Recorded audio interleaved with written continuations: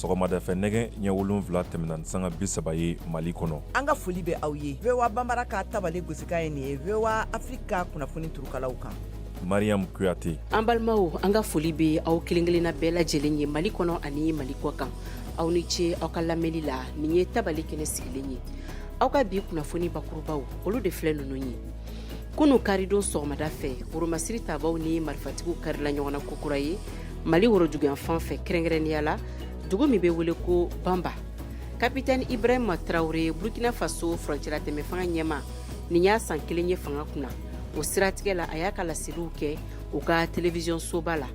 Burkina Faso kaw bu n'u hakilinantaw fɔ o koɲaw kan. A ko Burkina ni i kan ka miiri Burkina bew bɛɛ ka siniɲɛsigi de la. E kelen ta tɛ Burkina ye, ni sanu lo Burkina bew bɛɛ b'a sɔrɔ, ni wari lo Burkina bew bɛɛ b'a sɔrɔ, ni domini lo Burkina bew bɛɛ b'a sɔrɔ. O kɔ sɔrdasi fanga min sigilen don Niger jamana kunna. O ka général Tiani ale kumana ni dɔgɔkun laban in na u ka gouvernement ka baarakɛlenw kan u ka sigida kɔnɔnaw la. Lakana ko yuruku kɛlɛli denmisɛnninw ka kalantagako ani balo sɔngɔ yɛlɛli général Tiani da sera nin bɛɛ ma kelen-kelen. Amérique jamanakuntigi Joe Biden ale ye layidu ta kunu k'a bɛna dɛmɛ don Ukraine jamana ma k'a tɛna a kelen to kɛlɛ kɔnɔ bɛnkan sɔrɔlen kɔ sibiridon baarakɛ nafolo dɔ kan. A y'aw bisimila bi kunnafoni o bakurubaw de filɛ ninnu ye minnu bɛna walawala sɔɔni Mariam Kuyate fɛ ka bɔ VOA soba kɔnɔ Bamako.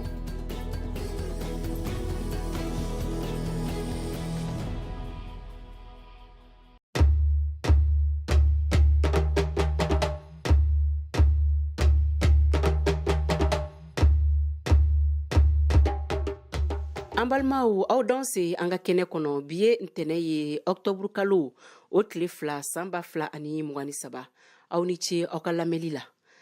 Kɛlɛ kura dɔ daminɛna ko kura ye kunu karidon Mali woroduguyan fan fɛ cɛ marifatigiw ni Mali soldasiw ni ɲɔgɔn cɛ. Nin kɛlɛ in kɔni a kɛla dugu min bɛ wele ko Bamba. Bɔlɔlɔ siraw kan min ye Mali woromasiri tabaw ye olu kɔni y'a yira k'a fɔ ko lamaga kɛla kosɛbɛ karidon sɔgɔmada joona fɛ. O ni nin cɛ marifatigi murutilenw ni ɲɔgɔn cɛ ko nin kɛlɛ in ka juguyala kosɛbɛ min ye nin cɛ marifatigi murutilenw ye minnu y'a yira k'u bɛ sema ka jɛkulu yɛrɛ kɔnɔ minnu fanba bɛɛ lajɛlen ye tuarɛkiw ye olu fɛnɛ ka fɔla bɔlɔlɔ siraw kan ko min ye Bamba dugu ye k'a bɛ u ka bolo kan nin fan fila in ka laseliw kɔni kɔ u si ma kunnafoni wɛrɛ di maaw ma fɔlɔ. Kalataw kɛli Burkina Faso jamana kɔnɔ min tiɲɛnen don jihadimaw ka fariyakow fɛ o tɛ maaw hakilina fɔlɔ ye jamana kɔnɔ ka tɛmɛ lakana koɲaw kan. Nin ye kumakanw ye minnu fɔla Capitaine Ibrahim Traoré fɛ u ka télévision soba la jumadon ka kɛɲɛ n'a ka san 1 laseli kumaw ye fanga kunna. A tilala k'a yira k'a fɔ k'a bɛ fɛ ko ka yɛlɛma don u ka jamana sariya sunba kɔnɔ kow la. A ka o laseliw bɛɛ lajɛlen kɔsa jamanadenw olu y'u hakilinataw di Kadɛ Traoré ma. Nin kɔjaabi ninnu kɔnɔ faso ka jabaransoba ra Capitaine Ibrahim Traoré ale y'a dala baro kunba caman kan i n'a fɔ lankanabaliya jamana taabolo ani min yɛrɛ kalafili nataw ye. Ni hakili jagabɔ ni min kɛra ni kunnafonidilaw ye o tɛmɛni kɔ anw ye an ka kuma barani tɛnkun fasoden dɔw ma yaasa ka se ka olu ka miiriyata lɔn Ibrahim Traoré ka san 1 jamana mara yɛrɛ kɔ. Besere Watara ka bɔ Banfora ale ko ni faso kɔni bɛ fɛ ka yiriwa fo fasodenw bɛɛ ka o tɛgɛ di ɲɔgɔn ma o le ye Ibrahim Traoré ka laɲini ye. A ye jaabi min di jaabi nin bɛ an ka bɛɛ kelen ma an ka se ka baara kɛ ɲɔgɔn fɛ jaabi nin fana caman ye an ka se ka baara kɛ ni bololatigiw ye ni mɔgɔ min ye kumakan min sɔrɔ ka taa jatigɛ balo fana o ka se ka kuma ni an ka bololatigiw ye kɛlɛ min bɛ kɛra an bɛɛ t'a lɔ bɛɛ ka ɲi ka bolo don ɲɔgɔn bolo ka baara kɛ. Emmanuel Da ka bɔ Bodilaso ale ko Capitaine Ibrahim Traoré ɲininkali minnu bɛɛ jaabi o ye ko faso yɛrɛ fanga yɛrɛ le kalifani no ale ma ale bi ko minnu bɛɛ kɛra o bɛ kɛra fasodenw yɛrɛ le tɔgɔra. Dɔnmakɛ ko min ale yɛrɛ lo ko nin dirigera mais dugudenw lo bɛ ale dirigera donc ça veut dire ale bɛ ko nin kɛra dugudenw lo kosɔn dugudenw lo fana y'ale sigi ale ko nin kuma b'ale ye ale ma mɔgɔ si intérêt ka activité ra même n'a diyara min ye a bɛ se ka wuli ka activité kɛ maintenant ne sera yɛlɛla k'o ka activité caman bɛ na FDS demande yɔrɔ dugu la et pourtant FDS ka concentrer terrain kan ale kuma b'ale ye maintenant ka fara kan o ko OS lo b'a soutenir ko OS tɛ wala dugudenw lo b'ale soutenir parce que olu y'ale sigi olu bɔ ka soutenir. Drissa Sawadogo ka bɔ Wagadugu ale ka fɔta ra kɔni foyi tɛ ka fara Ibrahim Traoré ka kuma fɔta kan sabula a bɛɛ ye tiɲɛ le ye. Cɛ min don hakili sigilen don kuma fana n'a bila yɔrɔ bɛɛ lajɛlen b'a bolo. Ayiwa a y'a fɔ ko n'i kɔni ko i bɛ Burkina Faso mara i man kan ka miiri i ka siniɲɛsigi ra. Oui ten n'o kɛ n m'a fɔ ko i b'i ta lu ci dɛ a ko Burkina ni i kan ka miiri Burkina bew bɛɛ ka siniɲɛsigi de la e kelen ta tɛ Burkina ye ni sanu lo Burkina bew bɛɛ b'a sɔrɔ ni wari lo Burkina bew bɛɛ b'a sɔrɔ ni dɔbin lo Burkina bew bɛɛ b'a sɔrɔ an de kɔrɔ bɛ nin ye. Abdul Konate ko n'i y'a ye Ibrahim Traoré sera ka jaabili di ɲininkali ninnu bɛɛ ra o kɔrɔ ye ko a bɛ faso yɛrɛ kunko lɔn a de bɛ kuma min fɔra fɛnɛ sɛgɛsɛgɛli t'a ra. A b'an ka dugu ka kunnasiri bɛɛ lɔn min bɛ i bɛ kunna bi bin o ye ha fanga kɛ ni terroriste ye k'an ka dugu bila a nɔ na i bɛ mana tulonkɛyɔrɔ la dossier bɛɛ ni dossier bɛɛ fo ka taa fɔ ko surasi fana dugu nin ka nafolo fana fonction publique fana dossier bɛɛ bɛ i bɛ bolo o b'a yira ko a nana baarakɛyɔrɔ la de. Fasoden minnu ma sɔn ni Ibrahim Traoré ka kumakan ye olu ma sɔn ka o kan di an ka kuma barani na nka o caman y'a yira ko olu ye min faamu Ibrahim Traoré ka jaabiliw la o ye yɛrɛ bonya ani kuncɛbagaya le ye o tɛmɛnin kɔ dɔw fɛnɛ ko jamanakuntigi sugandili ka kalafili min ka ɲi ka labɛn juillet kalo san 2024 natara o tɛ Ibrahim Traoré ka kunkilenna ye. Nin tun ye Kadaye Traoré kumakan ye ka bɔ Wagadugu Burkina Faso. N'an bɔla Burkina Faso an bɛ taa Niger jamana na u ka furancɛla tɛmɛ fanga ɲɛma Général Abdourahmane Tiani ale ye laseli dɔ kɛ u ka jamanadenw ye sibiridenw u ka jamana kan fila la n'o ye Hausa ani Zarma. A ye lɛri caman kɛ kuma na min yɛrɛ senfɛ a ka gouvernement ye baara minnu kɛ a ye ɲɛfɔli caman kɛ olu kan min ye jamanadenw ye ka bɔ Niamey olu fɛnɛ caman ye nin hakilina in fo kosɛbɛ. Mamuta Kaba Jakite ale bɛ ɲɛfɔli kan ye. lakana ko yuruku kɛlɛli denmisɛnninw ka kalantagako ani balo sɔngɔ yɛlɛli General Chani da sera nin bɛɛ ma kelen kelen laseli senfɛ a bɛ wagatinin bɔ jamanadenw tu sigilen bɛ ka a makɔnɔ kosɛbɛ kunnafoni di sɛbɛ dɔn n'a fɔ enquêteur tun fɔlɔla ka a jalaki yɛrɛ ko kabini Chani ye fanga dafiri a dogolen don a ka masaya bulon kɔnɔ wagati bɛɛ ka sɔrɔ k'a tɔɲɔgɔn jamana ɲɛmaw Assimi Goïta ani Burkinakaw ka Ibrahim Traoré k'olu bɛ kɛnɛkan wagati bɛɛ u ka jamanadenw kɛrɛfɛ a bɛ n'a fɔ o de y'a to General Chani ka kuma kɔnɔ a ye jasirimaladi kɛ ka ɲɛsin jagokɛlaw ma. Niamey a bɛ ɲini ka wagati bɔ malobɔrɔ sɔngɔ yɛlɛnna ka damatɛmɛ ka bɔ 2,300 la ka taga fo 3,600 la o ko sera a danna ten sabula jamanadenw tɔɔrɔ la jagokɛlaw kan k'a faamuya ko an bɛ ka an seko kɛ anw ni Burkina Faso marabagaw farala ɲɔgɔn kan ka u ka mobilibaw lakana ka bɔ Burkina fo ka don Niamey u ma dɔrɔmɛ 1 sara o kɛra fo suɲɛ 3 sɔrdasiw ka mobiliw ani pankuluw bɛɛ sen yera o baaraw la o bɛɛ kɛ kun ye walasa u ka nɔgɔya kɛ nga an na fɛɛrɛw ta tile 2 in bɛɛ la walasa ka jagofɛnw sɔngɔ jigi. Amadou Abdou ni ale ye bololabaarakɛla ye ko Chani ka nin laseli y'a to ale ye faamuyali caman sɔrɔ balow gɛlɛyaliko la wa ko ɲɛma ka wuli k'a jɔ ka da o kan k'a kumalen Niger todunkanw na y'a yira k'a fɔ ko cɛ in bi a ka jamanadenw fɛ kosɛbɛ. A y'a fɔ ko tile 2 in na u bɛna fɛɛrɛw tigɛ walasa ka dɔbɔ feerefɛnw sɔngɔ la o na sɔn ka fisaya sabula nin wagati na gɛlɛya bɛ kojugu tiɲɛ na a kan ka commerçants wajibiya ka sɔngɔw jigi. Min ye Faransi sɔrdasiw tagaliko ye o ko in ma fɔlɔ ka bɔ olu la ayi ko Faransi yɛrɛ de ye a latigɛ a yɛrɛ ye k'a bi a ka baaraɲɔgɔnya lakana sira fɛ o jɔni Niger ye o kɛlen k'ale ma nafa fosi ye bilen Faransi sɔrdasiw toli la yan o de kama k'a fana y'a latigɛ k'u bɛɛ ka taga jango ko nafa yɛrɛ tun ma kɛ u ka sigi la yan nɔ. Maaw tɛ min kalama Faransi bɛ Niger yan nɔ kabini san 2010 2010 wagati u b'u disi gosi k'u bɛ ka an dɛmɛ ka jatigɛwale kɛlɛ nka an y'a ye o tɛ sabula fosi ma bɔ binkani walelaw ka tiɲɛni na jamanadenw bɛɛ ye seere ye k'a fɔ ko san 10 laban in kɔnɔ Faransi ka sɔrdasi fosi ma faga an fɛ yan nka anw ka maa minnu sara a bɛ taa maa 1000 ni kɔ la a bɛɛ ye militɛriw ani siviliw ye o bɛɛ de kama anw y'a latigɛ ka nin fanga in dafiri walasa ka yɛlɛma don kow la. Min ye Faransi ni Niger ka baaraɲɔgɔnya ye tagalen ɲɛfɛ Abdourahmane Tiani ko o bɛ se ka kɛ nka ko fo ni Niger jamanadenw yɛrɛ jɛnna ni o ye don min o kɔfɛ yurukuyuruku ani faso bolofɛnw ŋanamu-ŋanamuni a ko o na ban pewu ala tɛna mɛn ko de kama u ye cakɛda kɛrɛnkɛrɛnnen sigi sen kan kɔsa in na walasa k'o baaraw waleya nin kuma ninnu bɛɛ kɔfɛ jamanaden dɔw nisɔndiyara an ka Nahawa Abubakar lamɛn ale ye dɔgɔtɔrɔ ye. Bɛɛ tun sigilen bɛ ka nin kuma ninnu kɔnɔ sabula a be mɔgɔw hakililatigɛ kabini kalo 2 balo sɔngɔ ti ka nɔgɔya a kɛlen ka kangar gɛlɛn yɛrɛ da jagokɛlaw ye jabaraniso la o diyara ne ye kosɛbɛ o kɔfɛ fana kɔsa in na an y'a jateminɛ ko bingani walew caman bi ka kɛ tilaberiyanfanw fɛ kunnafoni jɔnjɔn ti ka di maaw ma a kɛlen k'i da don o fana kuma la o ɲɛna ne bolo a kan ka to ka nin laseli ninnu kɛ ni ko gɛlɛnw be yen k'a sɔrɔ tile 2 in na jatigɛ walelaw kɛlen bɛ ka binkani wale caman ta ka Niger sɛgɛrɛ Mahamoud Kabajakite pour VOA Bambara Niamey Niger. An bɛ taa ni kunnafoniyaw ye diɲɛ bunakun kan. Ameriki jamanakuntigi Joe Biden ale ye layidu ta kunun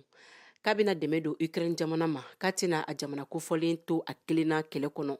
ka sababu kɛ bɛnkan dɔ sɔrɔla sibiridon baarakɛ nafolo dɔ kan. Mariam Traoré ale bɛ ɲɛfɔli k'an ye. N b'a fɔ an dɛmɛbagakulu Ameriki jamanadenw ani Ukraine jamanadenw ye aw bɛ se ka aw jigi da anw ka dɛmɛ kan an tɛ Ukraine jamana labila Ameriki jamanatigi Joe Biden ye nin fɔ ka to Ameriki masayaso Maison Blanche kɔnɔ min la tɛmɛna jabaranisow kan bɛnkan min kala tara sibiridon Ameriki kɔngɛrɛ kɔnɔ walasa ka se ka Ameriki jamana ka forobacaw olu datuguni bali koɲɛ bɔra a dɔgɔkɔrɔ ni tile 45 de ye o kɛra sababu ye dɛmɛ wɛrɛ min tun ka kan ka taa Kiev ma o ka bila kɛrɛfɛ hakilina telimanw de bɛ ka ɲini walasa fɛɛrɛ kuraw bɛ se ka sɔrɔ cogo min na ka dɛmɛ siraw dayɛlɛ nafoloko nasiraw fɛ ka taa Ukraine jamana ma don walima kunɲɔgɔn nataw kɔnɔ jamanatigi Joe Biden a ye nin fɔ a ɲɛsina o kɔfɛ républicains ka wasadenw ma minnu kɛlen don ka jagoya ko ka dɔ bɔ Ameriki jamana ka forobacaw olu ka sɔrɔ dun siraw la min bɛ wele ko les dépenses du gouvernement dɔ kɛra n sɛgɛnna ni politiki ye min bɛ juru cɔri a ye min fɛnɛ fara a kan ka tɛmɛ n'a ka kuma tɔw ye a ko ni politiki in ka kan ka lajɔ gɛlɛya wɛrɛ si ma kan ka ye bilen États-Unis jamana sera sibiridon ka gɛlɛya dɔ kɔn min tun bɛna dan sigi Ameriki jamana ka forobacaw la sanganin kɔnɔ sena kelen kɔfɛ ka sɔn bɛnkanw sɔrɔli ma lɛrɛ saba kumaɲɔgɔnya kɔnɔ walasa ka se ka Ameriki jamana forobacaw ka datuguli ko o bali ani ka baara sira teliman wɛrɛw ɲini min bɛna to sena sanganin kɔnɔ walasa ka se ka Ameriki forobaca o nafolokow to a cogo la ni hakilina teliman min tara n'a bɛ wele ko mesure d'urgence Ameriki kɔngɛrɛ fɛ min b'a yira k'a fɔ ko Ameriki ka forobacaw ka kan ka to u ka baaraw la tile 45 o bɔɲɔngo kɔnɔ nga dɛmɛ min n'o tun kan ka kɛ ka taa Ukraine jamana ma a ka kɛlɛko la fɛn ma fɔ o la min tun laɲini kɛra Ameriki ka masayaso Maison Blanche fɛ a kalafili baaraw la kalatala 375 de sɔnna a ma 91 olu ma sɔn chambre kɔnɔna la o kɔfɛ a kalata gafew baara bɛɛ lajɛlen tilala ka labila ka taa di sénateur 88 ma minnu fɛnɛ sɔnna a ma 9 olu ma sɔn.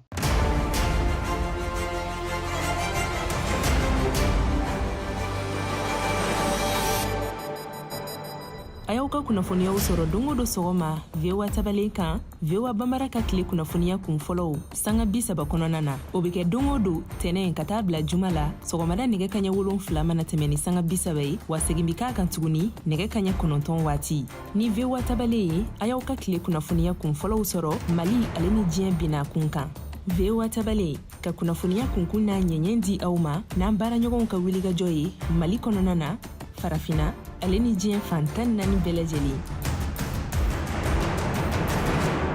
An bɛ segin ka na Mali jamana kɔnɔ ni don laban in na binkani walew cayalen bɛ kosɛbɛ Mali woroduguyan fan fɛ ka kɛɲɛ n'o ye Mariam Traoré ale ye wele bila Mohamed Abdoulaye Khalil sɛgɛsɛgɛlikɛla don lakana kunyaw kan an ka jɛ k'o lamɛn.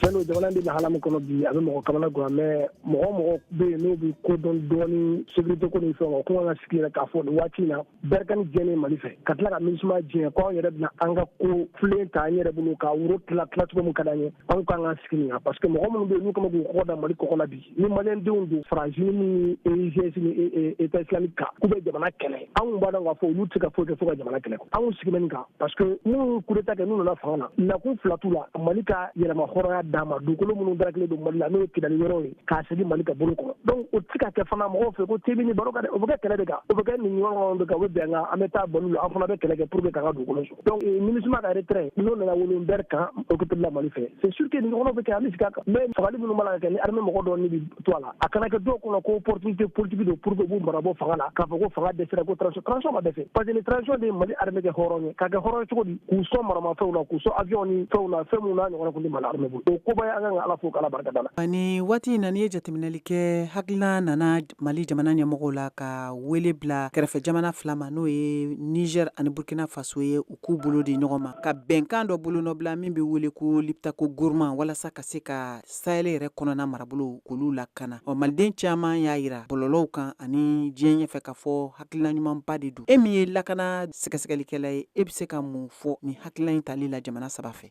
an bɛ se ka mun fɔ ni koba in ko in kan ka fo ka ala fo a la ka ni jamana ɲɛmɔgɔ saba minnu se da an ka jamana indépendance tabaw sen n'o ye Modibo Keyita Thomas Sankara u y'u ka hakililaw ye pour que jamana saba min bɛ se k'u tɛgɛ di ɲɔgɔn ma cogo min na parce que liptako gourma ye yɔrɔba de ye jamana saba ni ɲɔgɔn cɛ yɔrɔ min ni Bamako bɛnkulu kɛmɛ k'u ka ɲanw da ye pour que u ka dankari kɛ jamana saba in na mɔgɔw bɛ ɲinɛ mɔgɔ yanni coup d'état kun ka kɛ fɛn dɔ tun bɛ yen ko lutte transnationale terrorisme kɛlɛ kun bɛ kɛ jamana saba ni ɲɔgɔn cɛ Berkane ka hukumu kɔnɔ mais ala n'a kɛ Mali Berkane jɛ donc u k'o sina ɲɔgɔn ma o kɛlɛ fari fala donc alliance Sahel fana ka financement jɔra parce que coup d'état kɛra jamana ninnu kɔnɔ donc ça foyi tɛ se ka kɛ fo ni jamana saba in k'u tɛgɛ di ɲɔgɔn ma ko ɲuman don mais ko fila b'a jɛ fo ka kɛ o ye jumɛn ye pour que ka se ka ka politique moyen d'u ma o ye jumɛn ka wari ɲini ka d'u ma wari min b'a to u bɛ se ka baara kɛ ka a bureau ninnu sigi ni mɔgɔ ye mɔgɔ minnu bɛ ko ninnu ɲɛdɔn a kana kɛ i n'a fɔ G5 ta ni tɔn wɛrɛw kɛra cogo min na copinage ni terikɛ ni terikɛ a kana ko ye a ka kɛ mɔgɔ minnu ko in dɔw la n'o kɛra jamana in bɛ hɛrɛ sɔrɔ mais 37 de renseignement jamana saba in fana u ka jɛ ka information partage u ni ɲɔgɔn cɛ sur la navigation groupe terroriste b'u bolo mun kɛ jamana k'o di pour que an ka se ka jɛ k'an tɛgɛ di ɲɔgɔn ma i da sera kunnafoni di nasiraw fɛ ma maa caman y'a yira k'a fɔ gɛlɛya bɛ ka don mali finitigiw n'o ye armée malienne ye u ka baaraw la ka sabu kɛ kunnafoni di cogoya min bɛ kɛ bɔlɔlɔsiraw fɛ sanko an balima minnu bɛ yen n'olu bɛ kunnafoniw latɛmɛ ni dɔw b'u wele ko videokɛlaw bɔlɔlɔw kan k'o bɛ kɛ sababu ye ko ka finitigiw ka taabolow n'u ka hakilina minnu kan ka kɛ don nataw la k'o kunnafoni walankata juguw ka se k'a sɔrɔ e bɛ mun fɔ o yɔrɔ la bon y'a dɔn jamana ye loi dɔ bɛ yen ko loi cybercriminalité o loi min bɛ sen na o kan ka activer de mɔgɔ si man ka tulon kɛ jamana ka sécurité la i b'a dɔn jamana min bɛ yen bi n'a bɛ kɛlɛ kɔnɔ Mali bɛ kɛlɛ kɔnɔ de bi jɔnni bɛ se k'i fa min na k'i bɛ t'i jɔ faransi k'i b'a fɔ ko vive la Russie n'i y'o kɛ sini bɛɛ ka nationalité minɛ bɛ diɲɛ journaliste dɔw fana bɛ yen minnu ma kalan kɛ journalisme yɛrɛ la fana u ma tila u ma kalan kɛ sécurité journalistique kan u bɛ taa ka t'u si ka vidéo bɛɛ da ka kobaw fɔ ka kumaw kɛ mun b'a to a parce que i b'a dɔn terrorisme kɛlɛ bɛ kɛ dibi la a bɛ kɛ kɛnɛ kan a bɛɛ tɛ se ka fɔ a bɛɛ tɛ se ka yɛrɛ da kɛnɛ kan mais u bɛ taa ka taa fɛn dɔw ɲini k'olu ɲɛfɔ olu bɛɛ bɛ baro kɛ fo que chef de renseignement ka baara kɛ ninnu kan ka sites fermer ka dɔw yɛrɛ jigin quoi o de kan ka kɛ pour que sɔrɔdasiw bɛ se k'u ka baara sɔrɔ a ɲɛ ma parce que kunnafoni caman bɛ yen minnu secret d'état n'olu filela olu man ka kɛ n'o kɛra dɔrɔn baara bɛ don fili la ou bien an ka sɔrɔdasiw y'a kɛ tan u nana nin dugu in na u bɛna kɛ tan ni ko si tɛ fɔta ye mais an bɛ foli kɛ bi BIRPA la vraiment an ne ka jate la u b'a la ka baara ɲɛnama kɛ parce que u bɛ information de a temps réel mɔgɔ kan ka t'olu ka information kɔfɛ ni journaliste b'a fɛ ka mun ɲini a ka s'olu ma a ka ɲininkali sɛbɛn mais journaliste kana baro sigi k'a sɔrɔ a t'a kalama c'est à dire mɔgɔ tɛ se ka n b'a essayer k'a siffler k'a sɔrɔ i t'a si dɔn k'i hakilina fɔ ten k'u fɛ baro kɛ kunnafoni bi lakana kan k'a sɔrɔ a sɛgɛsɛgɛlen t'i bolo parce que a bɛ se ka na ni fitina a bɛ se ka na ni jamana jigin a man ɲi fo k'a sɔrɔ a lɛgɛsɛ de b'i bolo i ka sɔrɔ k'a lajɛ wa a bɛɛ yɛrɛ tɛ fɔta fana ye burkina faso jamana na a yirala k'a fɔ ko kalanden kɔrɔ minnu bɛ bɔ arabu jamanaw na u tilalen kɔ u ka kalanw na ni ka segi jamana kɔnɔ ko ɲɛɲuman tɛ ka jɔ u la burkina faso k'u bɛ degun caman kɔnɔ ka sababu kɛ ko maaw ka teli k'u ɲagami ni jajimaw ye alidu wederawogo ka bɔ bobo dulaso ani ni maa ninnu caman ye ɲɔgɔn sɔrɔ an k'a lamɛn kabini banbati waliya daminɛna burkina faso kalanden minnu bɛ bɔ arabu jamana na ka na gɛlɛya caman bi olu kan ka se k'a faamu a bɛ cogo min an ye sira ta ka taa madrasa salam na bobo julaso bindugu so an ye arabu kalanden caman sɔrɔ ɲɔgɔn yera yan yɔrɔ la an arabisant difficulté caman b'an kan société kɔnɔ sabula a tun bɛ société kunna ou bien a yɛrɛ bɛ société mɔgɔ dɔw kunna hali bi n'i bɛ kan fɔ min arabu kan ye k'a yira ko kan b'a yira k'i kɛwale jugukɛla dɔw de donc a bi anw arabisant de kosɛbɛ min kumana ten sisan o ye Fadula Sakɔ ye ale ye kalan kɛ Medine Arabi Saoudite jamana na hali ka kuma ɲɔgɔn fɛ arabukan na jamana tuma la degun bɛ sɔrɔ a la kuma dɔ lieu public yɛrɛ la donc ni a bɛ kumana o kuma na a b'a ye a bɛ filɛla ni filɛli dɔ ye ni ɲa dɔ ye ni sira ɲa ka ɲa ye donc o bɛ anw fana nimisi degun kosɛbɛ société kɔnɔ k'a yira k'a fɔ ko an t'o kɛwale ye sabula kan ni baara o tɛ ɲɔgɔn ɲɛ sira la kan dabɔra de ka fɛn faamuya donc an fana bɛ arabukan faamuya pour bien communiquer entre nous madrasa salam min kalansoba ye o bilara bolo kan Hamad Sandogo lo fɛ ale yɛrɛ arabukalanden kɔrɔman ye a fɛ banbati tɔnkɛla ninnu ta kumakan olu ye araboden kalanya gɛlɛya terroriste ninnu wagati dɔw ka revendication a bɛ kɔlɔlɔ se mɔgɔw ma parce que olu bɛ tuma dɔw bɛ weleli kɛ ko non ko silamɛya ka don dugu la madrasaw ka valeur sɔrɔ mun ni mun bon u bɛ madrasaw ka problème ta k'a don u ka problème kɔnɔ bon o min filɛ nin ye tuma caman o fana bɛ na ni kɔlɔlɔ dɔ ye ani hakilila miiri wɛrɛw a bɛ kow caya ko nin kɔnɔ mais olu ka revendication mun bɛ ko nin kɔnɔ o b'a yira k'a fɔ ko komi lo a bɛ ɲini ka sira fila ta donc o fana bɛ na ni gɛlɛya caman ye kow kɔnɔ. Ni Fadula Sako ko a bɛ kuma a ko mɔgɔ min y'olu ka wolomani daminɛ fɔlɔ o ye Burkina Faso gouvernement yɛrɛ le ye ni kɛwale damadamani ye. An fana ti intégré gouvernement ka baaraw ra an bi faculté caman na français mɔgɔw ni anglais mɔgɔw fana b'o faculté kelen de na comme communication et médias comme littérature etc. Donc o livre kelen ninnu don o traduit no kan différent na donc arabisant anti sɔrɔ ka intégré ka sababuya kɛ ni o kan ye. Ka kɛ arabukalandenw ka kalan kɛ o sigiyɔrɔ la ye Hamad Sandogo ale ye université dayɛlɛ Bobo Julaso a kun fɔlɔ a b'a fɔ anw ye o taara kalan kɛ jamana min na o tuma dɔw n'o ni hakilila miiri dɔ bɛ na min ni an ka jamana a silamɛya tɛ kelen ye ou bien faamuyaw tɛ kelen ye a kɛra sababu ye ka mankan caman don faw ni denw cɛ ani mɔgɔw yɛrɛ ni sociétéw cɛ parce que n'i nana kɔrɔma min sɔrɔ i ko i bɛ ka kɔrɔma ni wuli ka kɔrɔma bila nɔ na cogoya dɔ la bon min ni dugu yɛrɛ ka tagabolo tɛ kelen dimina faamuyali la et puis fili fana tɛ donc a bɛ segin ka kɛ degun ye. Hamad Sandogo fɛ arabudugu taga nin a ye tiɲɛni caman kɛ anw yɛrɛ ka diinɛ taabolo kan. Diinɛ nana anw fɛ yan bɛn kɔnɔ kelenya kɔnɔ karamɔgɔw fana ye mɔgɔw kalan ten problème tun tɛ yen mais kɔfɛ le problème ninnu nana caya problème fana caya ma sɔrɔ dɔwɛrɛ la parce que culture wɛrɛw le nana kana dɔn lagosi cogoya dɔ la ni fanga sira ye olu kɛra sababu ye ka problème wuli an ka société ninnu kɔnɔ min ye silamɛw ka société donc o la vraiment an ka denmisɛnw former sur place o le ka fisa bi o tɛna yɛlɛma ni hakilila modèle dɔ ye min bɛ se ka kɛ sababu ye k'u ka avenir tiɲɛ min yɛrɛ bɛ se ka kɛ sababu ye ka ɲɛ tubabuw ko min ma ko radicalisation ka yɛlɛma pepe. Arabu kalandenw o y'a yira k'a fɔ k'olu bɛ gouvernement daari wolomani min bi olu kan k'a kɛ o tɛ se ka baara kɛ yan o ka wuli ka bɔ yen ani fana k'a ɲini mɔgɔw fɛ k'o ka faamuyali kɛ. donc an tun b'a ɲini gouvernement fɛ n'a bɛ se ka solution yala komi jamana tɔw fana ye solution yala o taara cogoya min na komi par exemple Sénégal ye solution yala o taara cogoya min na n'i nana ni arabe diplôme ɲani i bɛ arabe kan mɛn i bɛ formation kɛ san damani pour la langue française et puis pour intégrer dans les fonctions donc b'o ɲini an ka gouvernement fɛ a ka se k'o fana porte dayɛlɛ arabu kalanbagaw ye mɔgɔ minnu ye kalan kɛ kan wɛrɛw la ni anglais kan ye ni allemand kan ye n'olu dun nana olu fana bɛ baara sɔrɔ facilement ka tɛmɛ arabe kan. Ne tun ye Alidu Wedrago kumakan ye VOA mara tɔgɔra Bobo Julaso. Ayiwa Siaka Tarawele kuma b'i bolo farikolo ɲɛnajɛ kibaruyaw.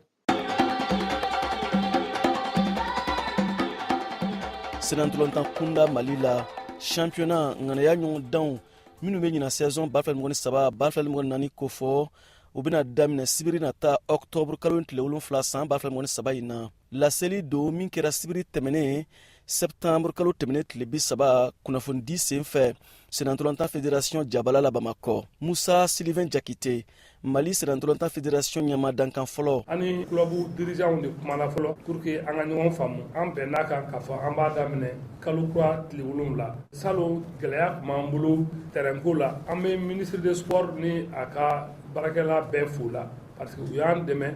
an ka se ka 26 mars sɔrɔ ani ka Stade Modibo Keita sɔrɔ Stade Modibo Keita an bɛ jouer yen nɔ semaine kɔnɔna la parce que a travaux ma ban mais o bɛɛ la ministre ko u k'u jija u ka yɔrɔ d'a ma an ka ballon ta a kɔnɔna la pour que mɔgɔw bɛ se ka lafiya cogo min na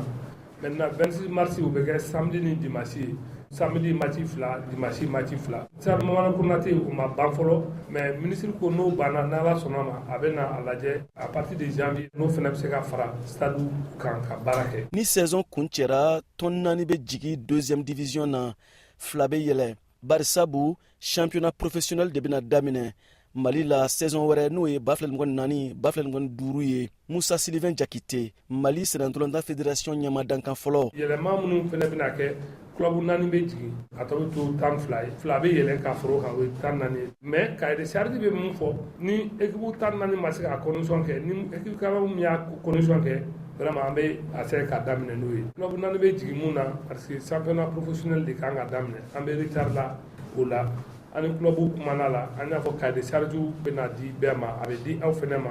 pour que u k'a lajɛ condition minnu b'a la. Hakili jagabɔ bɛ sen na ka jɛkulu dɔ sigi sen kan walasa ka championnat professionnel in labɛn ko ɲuman. Hakili jagabɔ bɛ sen na ka jɛkulu dɔ sigi sen kan walasa ka championnat professionnel in labɛn ko ɲuman. Musa Sylvain Jakite. An bɛna commission dɔ sigi commission nin tɛna dan FEMA foot ma commission nin club ka mɔgɔ bɛ k'a la FEMA foot ka mɔgɔ bɛ k'a la hali journalistes fana bɛ k'a la pour que ka se ka a baara kɛ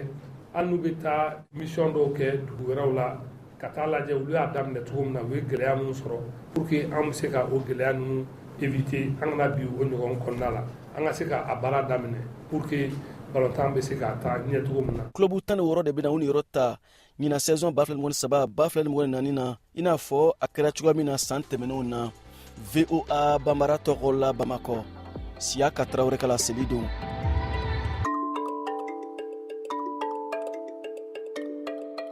Sisan an ka malidenw lamɛn min bɛ u hamina na ni waati in na.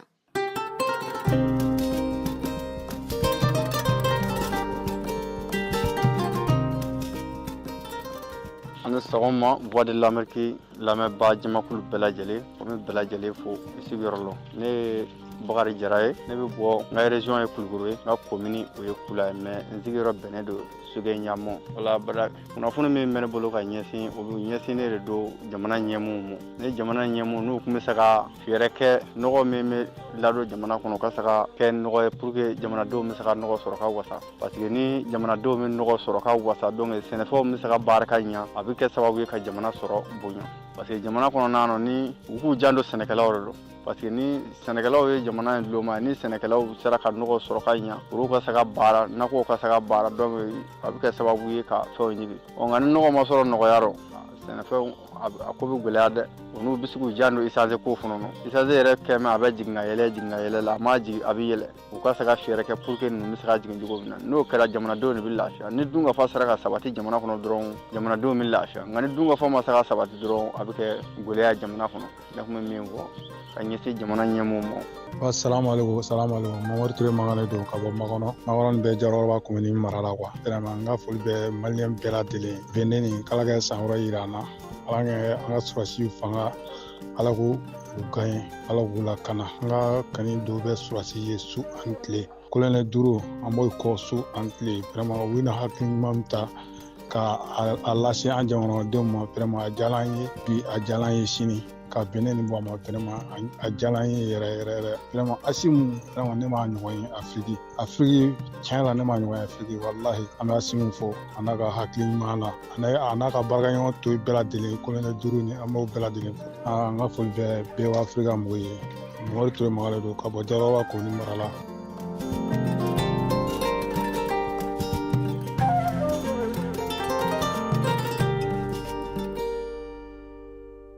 Fufu kelen muga ani naani 3 ani 7 10 ani 6 o ye an ka WhatsApp nɛgɛjuru sira ye minnu bɛ fɛ ka an lasɔrɔ a bɛ se ka ni nɛgɛjuru sira nin kɔgɔri ni ka sɔrɔ k'aw ka cikanw to an ye nka aw kana ɲina aw tɔgɔ n'aw sigiyɔrɔ a bɛ kɔn k'olu fɔ ka sɔrɔ k'aw haminaw tugu u la musolakaw a y'an wele ka caya sabula an mako bɛ aw caman haminankow la.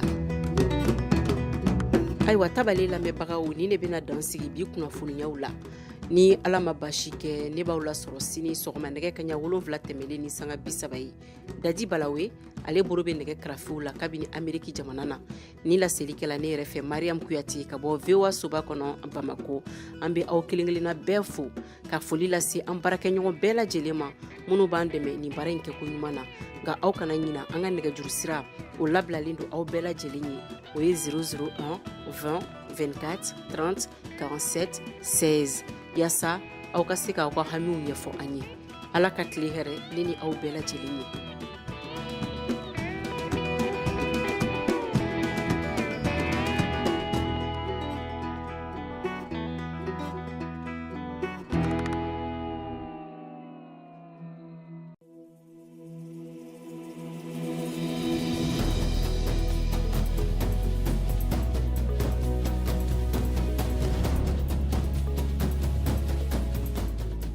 sɔgɔmada fɛ nɛgɛ ɲɛ 7 tɛmɛna ni sanga 30 ye mali kɔnɔ. an ka foli bɛ aw ye voa banbara ka tabali gosikan ye nin ye voa afrika kunnafoni turukalaw kan. mariam kuyate. an balimaw an ka foli bɛ aw kelen kelenna bɛɛ lajɛlen ye mali kɔnɔ ani mali kɔ kan aw ni ce aw ka lamɛnli la nin ye tabali kɛnɛ sigilen ye aw ka bi kunnafoni bakurubaw olu de filɛ ninnu ye. kunu karidon sɔgɔmada fɛ woromasiri tabaw ni marifatigiw karila ɲɔgɔn na kokura ye mali worojuguyan fan fɛ kɛrɛnkɛrɛnnenya la dugu min bɛ wele ko bamba kapitɛni ibrahima traore burkina faso frontière tɛmɛ fanga ɲɛma nin y'a san 1 ye fanga kunna o siratigɛ la a y'a ka laseliw kɛ u ka télévision soba la burkina faso kaw b'u hakilinantaw fɔ o koɲaw kan. a ko burkina ni i kan ka miiri burkina bew bɛɛ ka siniɲɛsigi la e kelen ta tɛ burkina ye ni sanu lo burkina bew bɛɛ b'a sɔrɔ ni wari lo burkina bew bɛɛ b'a sɔrɔ ni dɔbin lo burkina bew bɛɛ b'a sɔrɔ. o kɔ sɔdasi fanga min sigilen don niger